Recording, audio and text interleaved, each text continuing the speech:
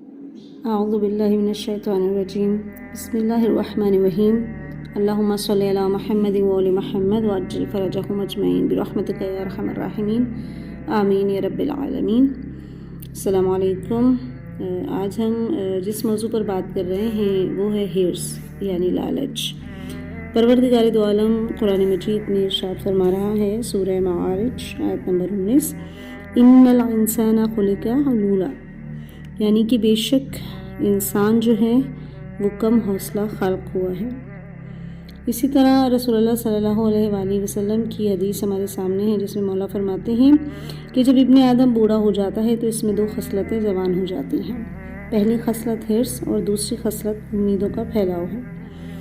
ہم جانتے ہیں کہ انسان اگر لالچی ہو جاتا ہے تو وہ خدا کی رحمت سے بھی دور ہوتا ہے، کیونکہ جو بھی لالچی شخص ہوتا ہے، جو بھی دنیا کو زیادہ اپنے لیے پسند کرنے لگتا ہے اور ہمیشہ کے لیے دنیا کو اپنا ٹھکانہ سمجھتا ہے، وہ توکل کا دامن ہاتھ سے چھوڑ دیتا ہے اور تقسیم خدا پہ راضی نہیں رہتا، اور وہ جلد بازی کو قبول کر لیتا ہے، اور جلد بازی شیطان کی صفت ہے۔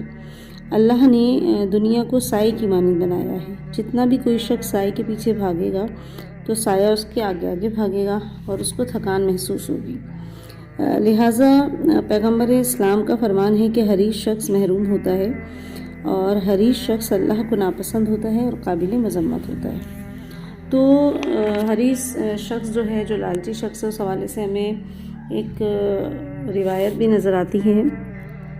حضرت عیسیٰ علیہ السلام نبی خدا روح اللہ، جن کے ہاتھ میں پروردگار دو عالم نے معجزہ دیا تھا کہ وہ مردوں کو زندہ کرتے تھے، بیماروں کو شفا یابی عطا کرتے تھے اللہ کے حکم سے، وہ ایک مرتبہ ایک شاگرد کے ساتھ ایک سفر پہ نکلے۔ راستے میں ایک جگہ پہ آئے، قیام کیا، شاگرد سے پوچھا کہ تمہاری جیب میں کچھ ہے؟ تو اس نے کہا جی ہاں، میرے پاس 2 درہم ہیں۔ تو حضرت عیسیٰ علیہ السلام نے اپنی جیب سے 1 درہم نکالا اور فرمایا کہ تمہارے 2 درہم اور میرا 1 درہم، یہ 3 درہم ہو جائیں گے، قریب ہی آبادی ہے، وہاں سے تم 3 درہموں کی روٹیاں لے آؤ۔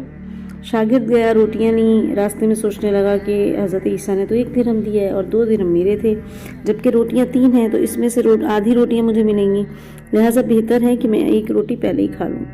چنانچہ اس نے راستے میں 1 روٹی کھائی، 2 روٹیاں لے کے حضرت عیسیٰ کے پاس گیا، آپ نے روٹی کھائی، شاگرد سے پوچھا کہ 3 درہم کی کتنی روٹیاں ملی تھیں؟ شاگرد نے جواب دیا کہ 2 درہم، 1 آپ نے کھائی، 1 میں نے کھائی۔ حضرت عیسیٰ وہاں سے روانہ ہوئے، راستے میں ایک دریا آیا، شاگرد نے حیران ہو کے کہا ہم دریا کیسے عبور کریں گے جبکہ یہاں تو کوئی کشتی ہی نظر نہیں آتی؟ حضرت عیسیٰ علیہ السلام نے فرمایا کہ مت گھبراؤ، میں آگے چلوں گا، تو میری ابا کا دامن تھامو، پیچھے پیچھے آؤ، خدا نے چاہا تو ہم دریا پار کر لیں گے۔ چنانچہ حضرت عیسیٰ علیہ السلام نے دریا میں قدم رکھا، شاگرد نے بھی ان کے دامن کو تھاما اور خدا کے حکم سے آپ نے دریا عبور کیا، ان کے پاؤں تک گیلے نہیں ہوئے تھے۔ شاگرد نے معجزہ دیکھا اور کہا میری ہزاروں جانیں آپ پہ قربان، آپ جیسا صاحب اعجاز نبی ہم سے پہلے کوئی آیا ہی نہیں، ہمارے درمیان کوئی مبعوث نہیں ہوا۔ حضرت عیسیٰ نے کہا یہ معجزہ دیکھ کے تمہارے ایمان میں کچھ اضافہ ہوا؟ شاگرد نے کہا جی ہاں، میرا قلب نور سے بھر گیا۔ آپ نے فرمایا اگر تمہارا دل نورانی ہو گیا تو بتاؤ روٹیاں کتنی تھیں؟ شاگرد نے جواب دیا حضرت روٹیاں 2 ہی تھیں۔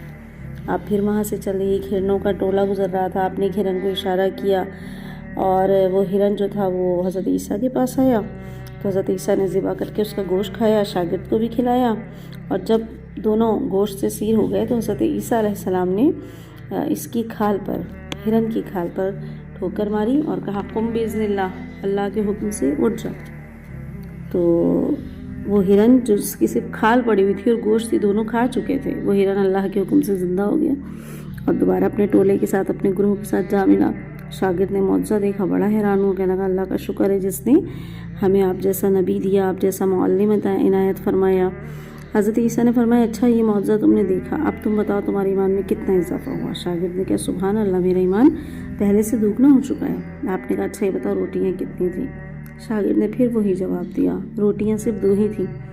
دونوں راستہ چلنے لگے، پہاڑ کے قریب سونے کی 3 اینٹیں پڑی تھیں۔ آپ نے فرمایا 1 اینٹ تیری، 1 اینٹ میری، اور تیسری اینٹ اس کی ہے جس نے تیسری روٹی کھائی تھی۔ شاگرد جسم کے شرمندہ ہوا، کہا حضرت تیسری روٹی میں نے کھائی تھی۔ حضرت عیسیٰ علیہ السلام نے شاگرد کو چھوڑا اور فرمایا اے حریص دنیا، تم 3 اینٹیں لے جاؤ۔ یہ کہہ کر حضرت عیسیٰ روانہ ہوئے اور وہ حریص شخص جو حضرت عیسیٰ کے اس وقت تک ساتھ تھا، لیکن اس کے لالچ کی وجہ سے اور مسلسل اپنے لالچ کو چھپانے کی وجہ سے، غلط بیانی کی وجہ سے حضرت عیسیٰ نے اسے چھوڑ دیا تھا۔ اب وہ حریص شخص اینٹوں کے پاس بیٹھا تھا اور سوچ رہا تھا کہ اب اینٹوں کو گھر کیسے لے کے جائے۔ اسی درمیان 3 ڈاکو وہاں سے گزرے۔ انہوں نے دیکھا ایک شخص ہے، اس کے پاس سونے کی 3 اینٹیں ہیں۔ انہوں نے اسے قتل کیا، آپس میں لڑنے لگے، کہا ہم بھی 3 اینٹیں بھی 3 ہیں، لے جائے گی ایک شخص کو ایک اینٹ حصے میں آتی ہے۔ اب دونوں جو یہ 3 افراد تھے، ان میں سے 2 کو بھوک لگی۔ انہوں نے ایک شخص کو کہا کہ جاؤ شہر قریب ہے، تم وہاں سے روٹیاں لے آؤ، اس کے بعد ہم اپنا اپنا حصہ الگ الگ کریں گے۔ وہ شخص روٹیاں لینے گیا۔ جو شخص روٹیاں لینے گیا تھا اس نے دل میں سوچا کہ میں روٹیوں میں اگر زہر ملا دوں تو یہ 3 اینٹیں میری ہو جائیں گی۔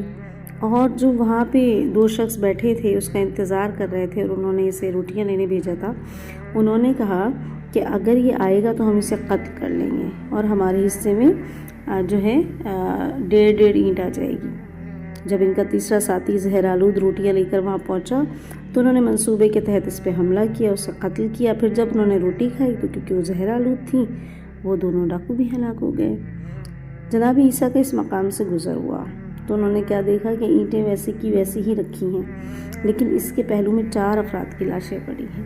ایک وہ حریص جو حضرت عیسیٰ کے ساتھ تھا لیکن اس نے غلط بیانی کی تھی، ایک اس کی لاش پڑی ہے اور 3 ڈاکو کی لاش پڑی ہے۔ تو حضرت عیسیٰ نے دیکھ کر ٹھنڈی سانس بھری اور فرمایا کہ ھذا تفعل دنیا باہلھا، دنیا اپنے چاہنے والوں کے ساتھ یہی سلوک کرتی ہے۔ کیونکہ جو بھی حریص شخص ہوتا ہے وہ کبھی بھی سیر نہیں ہوتا، وہ کبھی بھی اس کی جو خواہشیں ہوتی ہیں وہ پوری نہیں ہوتی، لہٰذا یہاں تک وقت آتا ہے کہ وہ اپنی موت جو ہے وہ دیکھ لیتا ہے، لیکن اس کا جو کبھی بھی اس کا جو دل ہے وہ دنیا سے نہیں ہٹتا اور آخر دم تک وہ یہ چاہتا ہے کہ اس کو جو ہے کچھ نہ کچھ ملتا رہے، وہ دنیا سے کچھ نہ کچھ حاصل کرتا رہے، دنیا کے لوازمات، دنیا کی آسائش، دنیا کی آرائشیں اس کو ملتی رہے، لہٰذا وہ کبھی بھی اپنے لالچ کو نہیں چھوڑتا۔ اس لیے لالچ جو ہے وہ اخلاق رذیلہ میں شامل ہے اور بہت سارے گناہوں کی بنیاد جو ہے وہ لالچ قرار دی جاتی ہے۔ پروردگار دو عالم ہمیں اس لالچ سے، اس اخلاق رذیلہ کی اس صفت سے جو ہے پروردگار دو عالم محفوظ رکھے اور ہمیں پروردگار دو عالم خدا پر توکل کرنے کی توفیق عطا فرمائے اور رب کائنات نے جو کچھ اپنی جناب سے ہمیں دیا اس پہ قناعت کرنے اور دنیا سے صرف اتنا لینے کی جتنی ہماری ذمہ داریوں میں ہمیں درکار ہے، ہماری اخلاقی اور شرعی ذمہ داریوں میں ہمیں درکار ہے، اتنا ہی لینے کی توفیق عطا فرمائے۔ وآخر دعوانا الحمدللہ رب العالمین۔ اللہم صلی علی محمد وعلی محمد وعجل فرجہم اجمعین برحمتک یا ارحم الراحمین، آمین یا رب العالمین۔